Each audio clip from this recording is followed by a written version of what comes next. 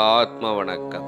ஆத்மபிதா சுவாமி சிவானந்த பரமஹம்சர் அவர்கள் அருளிய வேத சாஸ்திர புராணங்கள் ஒன்றும் பொய்யல்ல.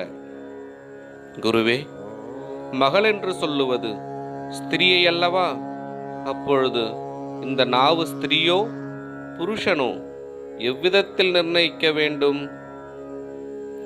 ஸ்திரீ என்றால் சக்தி ஆகின்றது.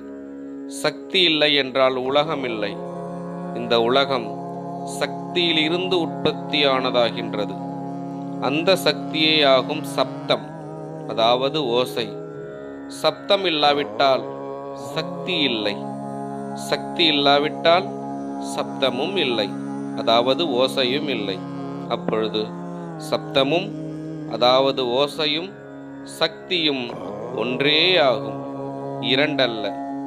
சக்தி இல்லாவிட்டால் பேச்சும் மூச்சும் இல்லை. அப்பொழுதுள்ள நிலைமைக்கே சமீரணன் என்று சொல்லுவது. அது நாம் தூங்குகிற சமயத்தில் உள்ள நிலைமை. அதாவது சக்தி வாய்புரூபமாய் வெளியில் சலிக்காமல் தன்னுடைய உள்வழியாய் மேலாகவும் கீழாகவும் மட்டுமாய் கதாகதம், அதாவது நடனம் செய்கின்ற நிலைமை. அது என்னவென்றால், தன்னுடைய சக்தி வாய்வு ரூபமாய் வெளியில் சலிக்காமல் இருந்ததால் தானாயிருக்கின்ற சிவன் மட்டுமாகின்றது. அது எப்படி என்றால், தன்னுடைய சக்தியாகிய சப்தம், அதாவது ஓசை, தன்னில் தானே அடங்கி தான் மட்டுமாய் இருக்கின்றது.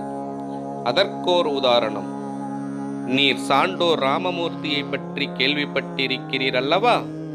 அவர் தன்னுடைய ஒரு கையை நீட்டி பிடித்தால் அக்கையை மடக்குவதற்கு 5 அல்லது 10 பேர் முயற்சி செய்தால் முடியுமா? முடிவதில்லை. காரணம் என்ன?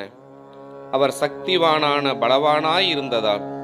எனில் அவர் படுத்து தூங்கும் சமயத்தில் 4 அல்லது 5 வயது பிராயமுள்ள ஒரு குழந்தைக்கு அவருடைய கையை தூக்கி மடக்குவதற்கு முடியுமல்லவா? ஆம், முடியும். அதென்ன காரணம்? அவர் பலவானல்லவா? அவர் தன்னுடைய ஒரு கையை நீட்டி பிடித்த பொழுது சுமார் 5 அல்லது 10 பலவான்களான ஆட்களுக்கு அக்கையை மடக்க முடியாமல் இருப்பதற்கும், அவர் தூங்கிய சமயத்தில் 4-5 வயதுள்ள குழந்தைக்கு அந்த கையை தூக்கி மடக்க முடிவதற்கும் காரணம் என்ன? அவர் தூங்கியதனால் சக்தி இல்லாதது கொண்டு. அப்பொழுது அவருடைய சக்தி என்னவாகி இருந்தது? தன்னிலே லயித்து, அதாவது ஒடுங்கி இருந்தது. எனில் சக்தி எங்கிருந்தாகும் உண்டாகின்றது, தன்னிலிருந்தேயாகும் உண்டாகின்றது.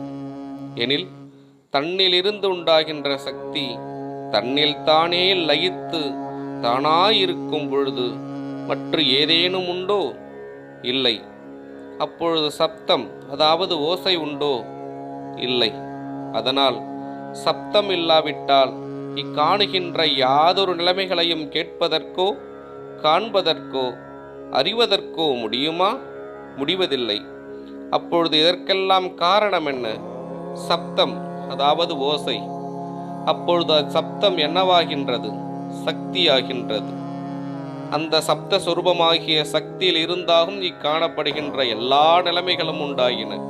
அதனால் சப்த சொரூபமாயிருக்கின்ற சக்தி ஸ்திரியோ புருஷனோ? ஸ்திரீ, அதாவது பெண்.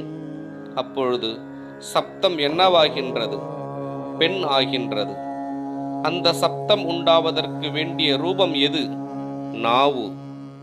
ஸ்திரீயாகின்ற சப்தத்தை உண்டாக்குவதற்கு காரணமாயிருக்கின்ற ரூபம் நாவு ஆகின்றதால் தான் அதை ஸ்திரீ என்று சொல்ல காரணம். அந்த சப்தத்திற்காகவும் சரஸ்வதி என்று பெயர். அதனால்தான் நாவிற்கு சரஸ்வதி என்று பெயர் வந்தது. இந்த நாவு பிரம்மாவாகிய ஜடத்திலிருந்து உற்பத்தியானதால் பிரம்மாவுக்கு நாவு மகளாயிற்று. இதனாலாகும் பிரம்மாவிற்கு மகள் சரஸ்வதி என்று சொல்ல காரணம்.